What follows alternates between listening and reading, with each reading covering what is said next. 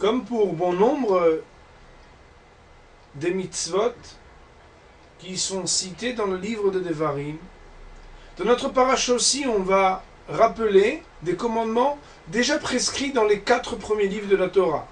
Comme nous l'avions expliqué, c'est ce que justifie le surnom de ce livre, Mishneh Torah. Dans la paracha de Kitetsé, en l'occurrence, une mitzvah qui nous avait pourtant déjà été prescrite dans le livre de Shemot à la paracha de Mishpatim, va nous être répétée. Il s'agit de la mitzvah d'Ashavat Aveda, le fait de restituer un objet perdu. Et s'il est vrai que dans le livre de l'Exode, de Shemot, on nous parlait là-bas d'un âne ou d'un bœuf, ici, il va être question d'un mouton. Plus encore, on va utiliser un terme qui est le mot nidah, pour parler de l'éloignement de l'objet perdu, loin de son possesseur. Nidar, c'est lorsque c'est très loin. Comme vous le savez, même si c'est loin, il faudra restituer l'objet. Et le Talmud, dans le traité de Baba Metzia, nous dit que même si l'objet est perdu plus de 100 fois, il faudra le restituer. Et il ne faudra pas faire de différence si le possesseur est notre ami ou bien qu'il est notre ennemi. Alors de ce commandement qu'on pourrait penser uniquement social, nous allons rappeler le commentaire du Hafetz Chaim, qui va un peu plus loin dans l'explication de cette mitzvah.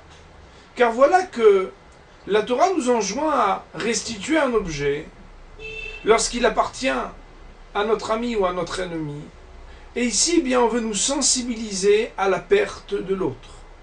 En effet, même lorsque ce n'est pas moi qui perds quelque chose, je dois me sentir engagé à permettre à l'autre de retrouver ses biens.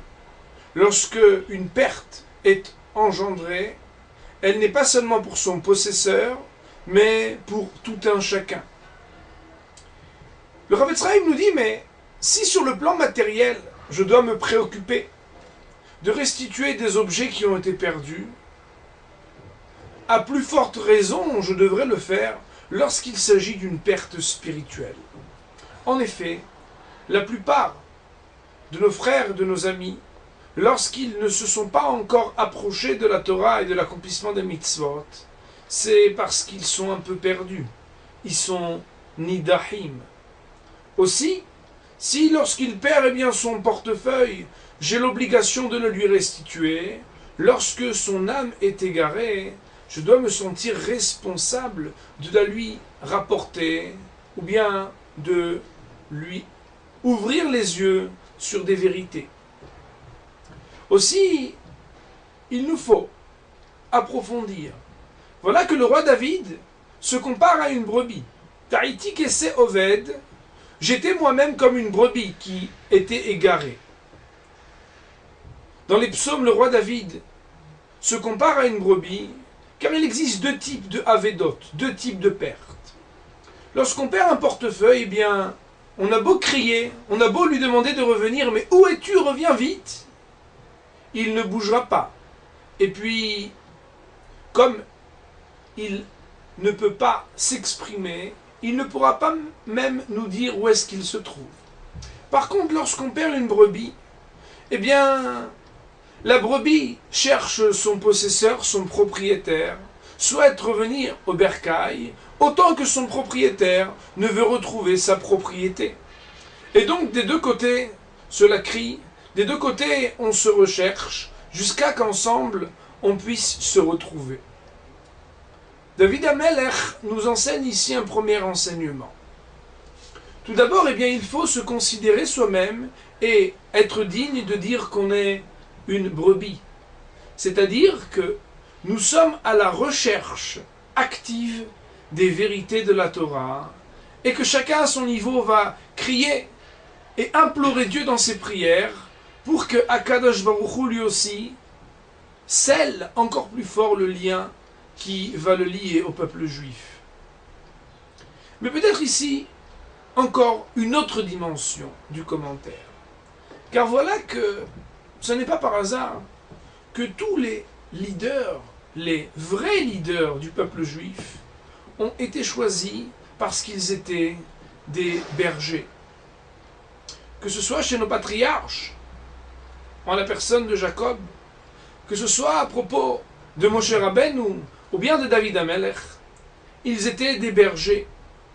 Akadosh Baruch Hu avait même dit, puisque tu gardes tellement bien le troupeau d'un autre, c'est toi maintenant qui vas t'occuper de mon propre troupeau, disait-il à chacun de nos grands dirigeants. Pourquoi? Eh bien tout simplement parce que c'est très important de se considérer soi-même et d'être digne d'être une brebis, c'est-à-dire d'implorer, d'être actif et de ne pas attendre seulement qu'on vienne nous chercher. Mais il ne faut pas seulement considérer que c'est une vérité à la première personne.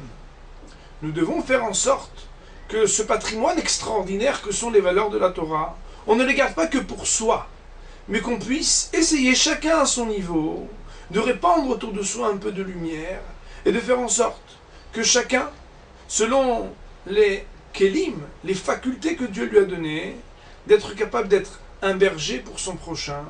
On peut être à la fois une brebis vis-à-vis de Dieu qui lui est notre berger, et puis être en même temps un berger pour tous ceux qui sont autour de nous et qui attendent ce que les prophéties nous disent, que Kadosh Baruch Hu, il va être Mekabetz Nidhei Amo Israël. Le même terme est utilisé dans nos prières, le fait de prendre le nidah, celui qui est égaré, de le rassembler à Yerushalayim pour très bientôt la reconstruction du temple et la venue du Messie. Bimer Rabbi Amen ou Amen. Shabbat Shalom et à très bientôt.